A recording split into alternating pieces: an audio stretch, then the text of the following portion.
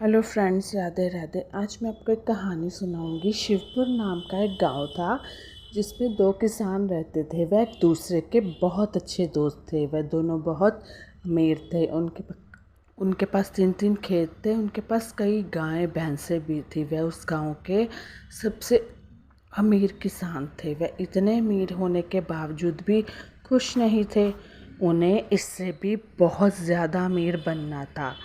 उस गांव में दोनों किसानों के अलावा और एक किसान था जो गरीब था। उसे एक छोटी सा खेत था और एक गाय थी जिसे वह बहुत प्यार करता था। गरीब होने के बावजूद भी वो बहुत खुश रहता था। वह अपना जीवन शांति से जीता था। सोने के वक्त भगवान को याद करता, उठते बैठते भगवान को याद करता। उसके पास जो कुछ भी है उसके लिए भगवान को धन्यवाद कहता। वह दो अमीर किसान उस गरीब किसान को हमेशा खुश देखते थे। उसे इतना खुश देखकर वह सोच में पड़ जाते कि ये इतना खुश कैसे है, जबकि वह हमसे बहुत गरीब है।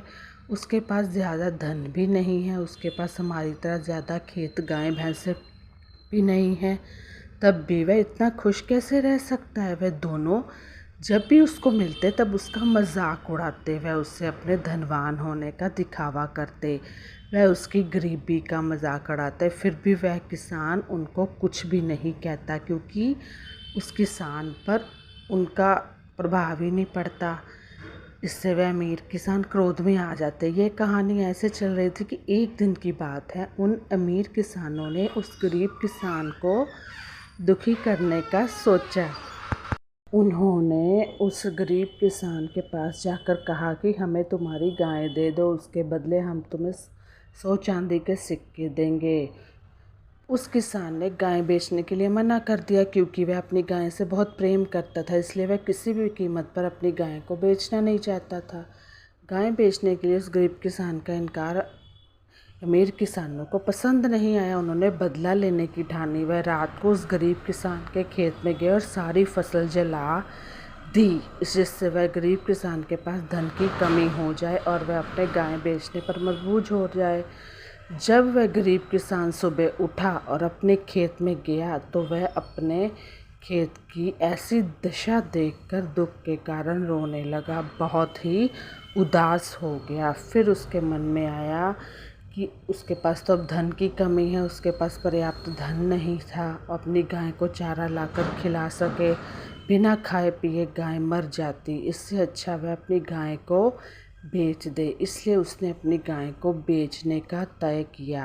और जब उसने वो तय कर लिया और वो दूसरे गांव में जाने लगा था अपनी गाय को बेचने, तो उसने अपने साथ 10 चांदी के सिक्के भी लिए थे। वहाँ रास्ते में एक जंगल आया। उसने सोचा कि किसी ने मुझको हमला कर दिया तो मेरी चांदी के सिक्के वह लेकर चला जाएगा। इसलिए उसने चांदी के सिक्के की पोटली गाय के गले में बंधी घंटी में बिछाकर छुपा दी। थोड़ी देर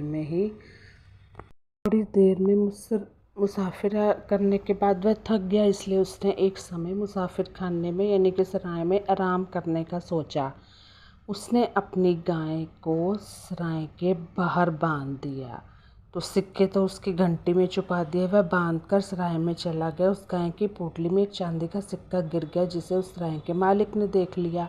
उसको लगा कि यह एक जादुई गाय है जिसमें से चांदी के सिक्के निकलते हैं। यह चांदी का सिक्का भी उसी गाय से निकला है।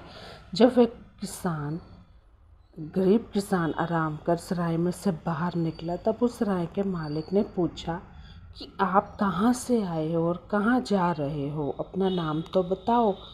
तो फिर उस गरीब किसान ने जवाब दिया कि वह अपनी गाय को बेचने दूसरे गांव जा रहा है। ये सुनकर वह सराय का मालिक खुश हो गया। उसने कहा कि अब आपको दूसरे गांव जाने की ज़रूरत नहीं है, मैं आपकी गाय को खरीद लूँगा।